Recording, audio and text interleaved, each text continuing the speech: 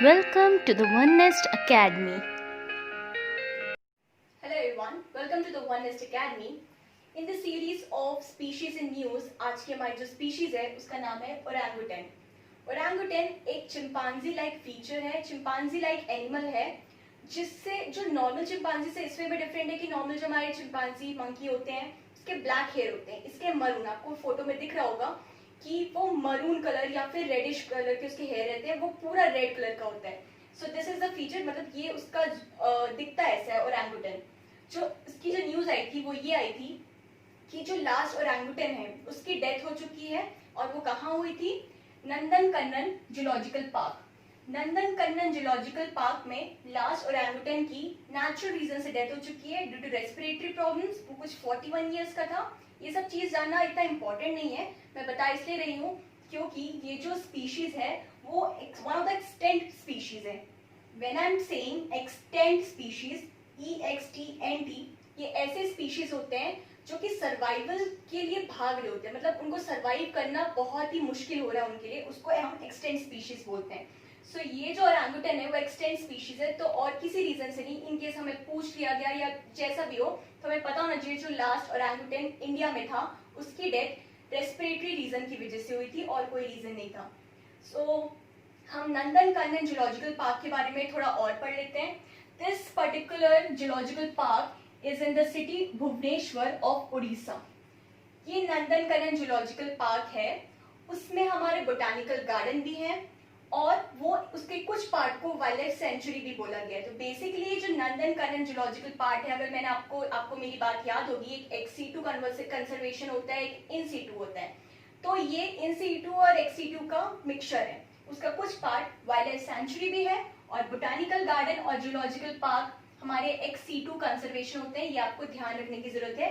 And wild life sanctuary जो होता है वो इन सीटू कंजर्वेशन होता है. तो अगर आपको पेपर में कुछ भी आया है तो सारी चीज सही है.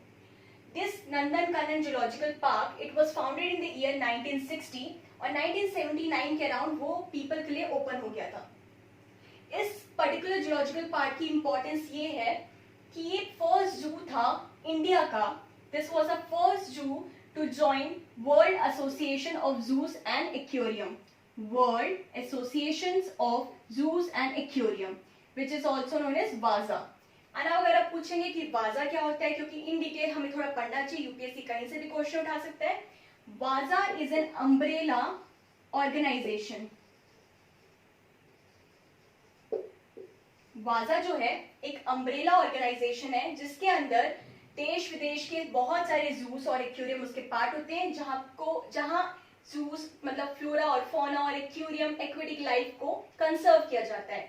तो हमारा जो इंडिया का जो फर्स्ट पार्क था, फर्स्ट जूलॉजिकल पार्क बोलो, बोटानिकल पार्क बोलो, वाइल्ड लाइफ सेंचुरी बोलो, वो था Nandankanan zoological park which was the first to join वाजा. सो ये इंपॉर्टेंट है, आप इसको नोट कर लीजिएगा. Talking about the last orangutan, ये ओरांगुटन यहाँ की नहीं है, it is not native to India. ये नेटिव है मलेशिया और इंडोनेशिया के, और इसी उसके ज्योग्राफिकल लोकेशन जहां पे वो मिलता है उसी से इसके तीन नाम, इसके तीन क्लासिफिकेशन किए गए हैं, which is Sumatra orangutan, Borneo orangutan and Tapanuli orangutan. ये जो सुमात्रा ओरांगुटन है ये हमें इंडोनेशिया में पाया जाता है. तो आप इसको भी ध्यान रखिएगा कि सुमात्रा आइलैंड है इंडोनेशिया में, ये भी ध्यान रखने की जरूरत है. मैप में आप देखिएगा, वर्ल्ड मैप में सुमात्रा आइलैंड के अराउंड सुमात्रा ओरांगुटन पाया जाता है which is in Indonesia. Second, Borneo orangutan. Borneo orangutan is founded in Malaysia. Malaysia में बोर्नियो ओरांगुटन फाउंड होता है. And third is Tapanuli orangutan. ये तीनों, इसको हम बोलते हैं एक्सटेंट स्पीशीज. मैंने बताया है ऐसे स्पीशीज जो सर्वाइवल के लिए मेहनत कर रहे होते हैं, सर्वाइवल करने की कोशिश कर रहे हैं और वो एक्सटिंक्ट हो चुके हैं, जैसे कि हमारे इंडिया में ओरांगुटन खत्म हो चुका है वो. उसके अलावा this orangutan is also known as the man of the forest. इसको मैन ऑफ द फॉरेस्ट क्यों बोलते हैं? क्योंकि इसके 96.4% जीन्स है वो सिमिलर है टू ह्यूमन बींग्स. मतलब ऑलमोस्ट ह्यूमन के जो जीन्स होते हैं उससे सिमिलर है 96.4% to human beings. This is the reason it is also known as man of the forest. Secondly, it is also known as the gardener of the forest. अब इसको gardener of the forest क्यों बोलते हैं?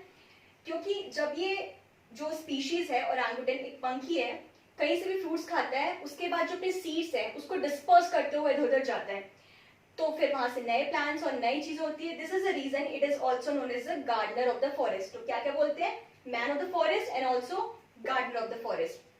अब सबसे important बात, हर species का हम IUCN स्टेटस देखते हैं. सो जो इसका IUCN स्टेटस है उसको तो याद करना बहुत ईजी है. It is critically endangered.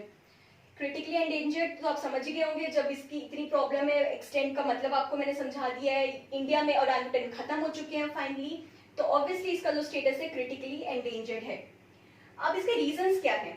जो एक ओरंगुटन है उसकी एक प्रॉब्लम है कि वो एक ही जगह स्टिक करता है. इसका one of the major reason है कि वो एक्सटेंड हो रहे हैं कि जैसे कोई भी जानवर होते हैं, कुछ जगह अगर एक चिड़िया होती है उसका नेस्ट टूट जाता है, फिर वो कहीं और जाके अपना घर बनाती है.